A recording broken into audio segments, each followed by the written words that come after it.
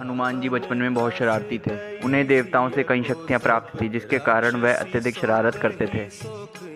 वह किसी के भी बगीचे में घुसकर उसको तहस नहस कर देते थे। वह ऋषि मुनि के आश्रम में घुसकर उनको हवा में उछाल देते थे। कभी उनके कमंडल का पानी गिरा देते तो कभी उनकी तपस्या भंग कर देते थे।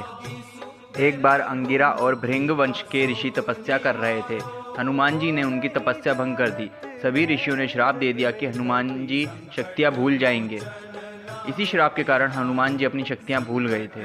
लेकिन माता अंजनी ने उनसे क्षमा मांगी और माता अंजनी के बहुत अनुरोध पर कहा कि जब भी कोई हनुमान जी को उनकी शक्तियाँ याद दिलाएगा तो वह अपनी शक्तियों को याद कर लेंगे और वह पहले जैसे समान रूप में आ जाएंगे। बोलो जय श्री राम, जय हनुमान। हनुमान जी कलयुग के अंत तक इस धरती पर रहेंगे। हनुमान जी को धर्म की रक्षा के लिए अमरता का वरदान मिला था।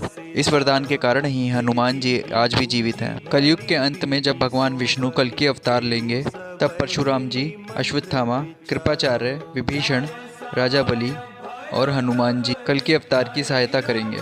हनुमान जी अपार बलशाली और वीर हैं, उनका कोई सानी नहीं है। कलयुग में धर्म की स्थापना और रक्षा का कार्य 4 लोगों के हाथों में है: दुर्गा माता, भैरव जी, हनुमान जी और कृष्ण। आज मैं आपको हनुमान जी के अनोखे मंदिर के बारे में बताने जा रहा हूँ। ये मंदिर बिलासपुर जिले में मौजूद है। हनुमान जी का ये मंदिर दुनिया का इकलौता मंदिर है जहाँ उनकी पूजा स्त्री रूप में की जाती है। इस मंदिर की स्थापना राजा पृथ्वी ने की थी। एक बार राजा पृथ्वी को कुष्ठ रोग हुआ जो किसी भी वैद्य हकीम से ठीक नहीं हो रहा था। तब किसी जोशी ने उन्हें हनुमान जी की उपासना करने के लिए कहा। राजा पृथ्वी ने हनुमान जी की कठिन भक्ति की, जिससे खुश होकर हनुमान जी उनके सपने में आए और उन्हें एक मंदिर बनवाने के लिए कहा और उसके पास ही एक सरोवर भी खुदवाने के लिए कहा और कहा अगर तुम इस सरोवर में स्नान करोगे तो तुम्हारे सारे कष्ट दूर हो जाएंगे। राजा ने ऐसा ही किया। यहाँ स्नान करने के बाद राजा के सभी कुष्ठ रोग ठीक हो गए। इसके बाद राजा को फिर से हनुमान जी का सपना आया कि सरोवर में एक प्रतिमा दबी हुई है, उसे मंदिर में स्थापित करे। राजा के सेवकों ने जब मूर्ति की तलाश की तो उन्हें वहाँ हनुमान जी की नारी स्वरूप में एक प्रतिमा मिली, जिसे मंदिर में स्थापित कर दिया गया। राजा को मिली इस मूर्ति की अपनी खासियत है, इसका मुंह दक्षिण की ओर, साथ ही मूर्ति में पाताल लोक का चित्र भी बना हुआ है। मूर्ति में हनुमान जी को अहिरावण का संहार करते हुए दिखाया गया है। यहाँ हनुमान के बाएं पैर के नीचे अहिरावण और दाएं पैर के नीचे कसाई दबा हुआ। हनुमान जी के कंधों पर भगवान राम और लक्ष्मण जी की झलक भी देखी जा सकती है। उनके एक हाथ में माला और दूसरे हाथ में लड्डू से भरी थाली भी देख सकते हैं। जब 14 वर्षों के वनवास के बाद अयोध्या वापस लौटने पर भगवान राम का राज्याभिषेक हो रहा था, तो उसके बाद दरबार में उपस्थित सभी लोगों को उपहार दिए गए।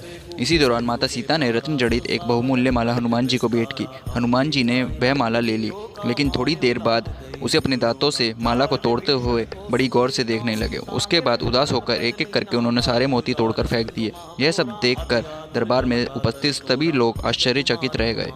जब हनुमान जी मोती तोड़कर फेंक रहे थे, वहाँ सभी दरबारियों ने इसे राम जी का अपमान समझा और उन्हें हनुमान जी पर क्रोध आया। इसके उत्तर में हनुमान जी ने कहा कि हर वह वस्तु मेरे लिए बेकार है जिसमें राम जी का नाम ना हो। यह सुनकर उन दरबारियों में से एक ने कहा कि आपके शरीर पर भी तो राम का नाम नहीं है, तो इस शरीर को क्यों रखा है, इस शरीर को भी त्याग दो। यह बात सुनकर हनुमान जी ने अपना वक्षस्थल नाखूनों से चीरकर उसे दरबार में सभी लोगों को दिखाया, जिसमें श्री राम और माता सीता की सुंदर छवि दिखाई दे रही थी।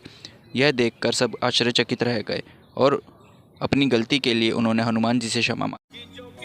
हनुमान जी ने अपने गुरु सूर्यदेव से समस्त वेदों का ज्ञान प्राप्त किया। अध्ययन पूरा होने के पश्चात हनुमान जी ने अपने गुरु को गुरु दक्षिणा देनी चाहिए, लेकिन सूर्यदेव ने गुरु दक्षिणा लेने से मना कर दिया।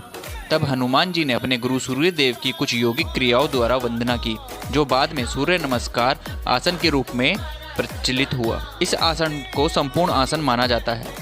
इसका जितना महत्व स्वास्थ्य को लेकर है, उतना ही इसका धार्मिक और आध्यात्मिक महत्व भी है। सूर्य नमस्कार 12 आसनों का समूह है। ये आसन है प्रणामासन, हस्त उत्तानासन, चरण हस्त पादासन, अश्व संचालनासन, पर्वतासन, अष्टांग नमस्कार, भुजंगासन, अधोमुख श्वनासन, दंडासन, हस्त पादासन, हस्त उत्तानासन, ताड़ासन। महाभारत काल के दौरान जब पांडवों ने कौरवों पर विजय पाली थी, उसके पश्चात गंधारी ने श्री कृष्ण जी को श्राप दिया था कि जिस तरह मेरा वंश खत्म हुआ है, उसी तरह तुम्हारा वंश भी खत्म होगा। तब द्वापर के अंत में श्री कृष्ण जी के पैर में एक तीर लग जाता है। तब उनके अंतिम समय में क्या हनुमान जी मिलने आते हैं ऐसा कहा जाता है कि उनके अंतिम समय में हनुमान जी उनसे मिलने आए थे, लेकिन ऐसा नहीं है। हनुमान जी के हृदय में तो पहले से ही श्री राम जी निवास करते हैं और श्री कृष्ण श्री राम जी का ही एक रूप है।